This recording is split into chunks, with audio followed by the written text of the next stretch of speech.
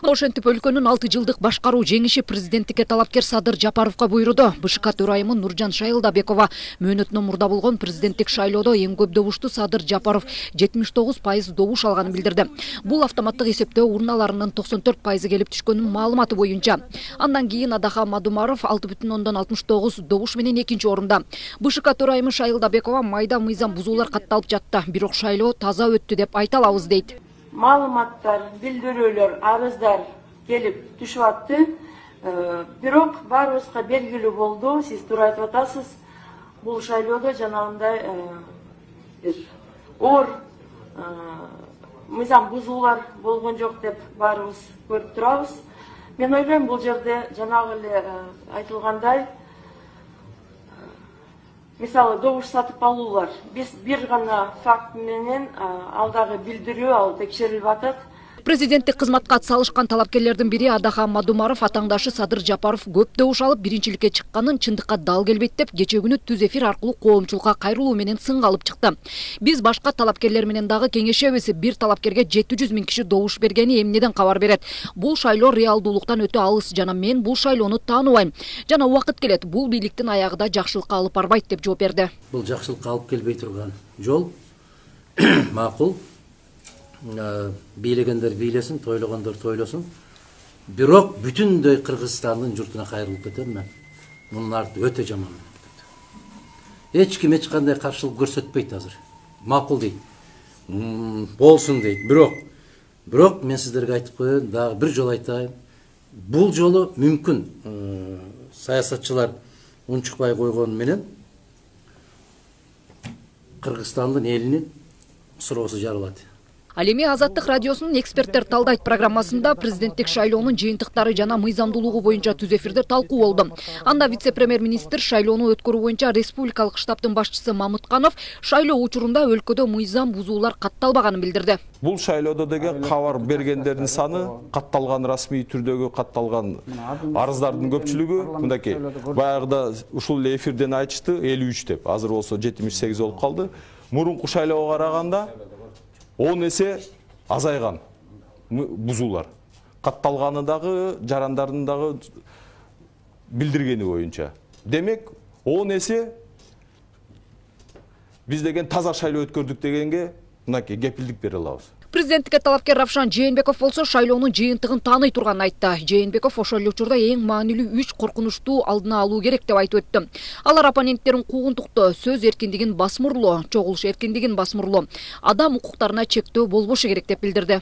Мен дагы бир коркунуч катарында бир 3 маанилүү нерсени айтып кетким келет. Жана Алмбет мырза айтып аткан, мен бул боюнча көп айтам. Эгерде жаңы келген президент 3 нерсе коркунуч бар. Биринчиси бул оппоненттерин куугунтуктоо. Экинчиси сөз эркиндигин басмырлоо, үчүнчүсү чогулуш эркиндигин басмырлоо.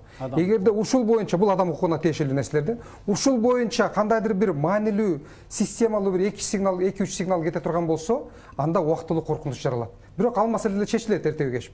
Биз аңдып карап тура турган нерсе мына ушул нерселер.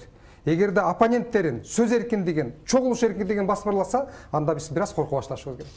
Шайлоонун жыйынтыгына макул эместердин катарында президенттикке талапкер Курсан Асанов шайлоонун баштапкы жыйынтыгына таптакыр каршы экенин билдирди. Анын айтымында бул шайлоонун алдын ала жыйынтыгы бурмалоо, көз боемочулук деп атады. Азыркы тапта социалдык түйүндүн колдонуучулары да шайлоону таза өттү деп куттуктап жатышса, башка талапкерлердин тарапташтары добуштар сатылып алынды деп сынга алышууда. БШКнын төрайымы Шайылдабекова шайлоонун жыйынтыгына байланыштуу инаугурация 1 айдын ичинде өтүшү керек деп кече 10 январда билдирген. Бүгүн 11 январда БШК төрайымы Нуржан Шайылдабекова шайлоо жүрүшүнүн акыркы жыйынтыктары боюнча маалымат берди. Президенттик мөөнөтүнөн мурда шайлоодо төмөнкүдөй добуштар саналды.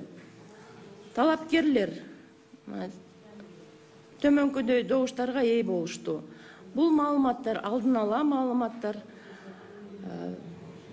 Автоматтык эсептөөчү урнанын добуш берүүнүн жыйынтыгына ылайык Жапаров Садыр 1.116.028 добуш алды. 79,19%.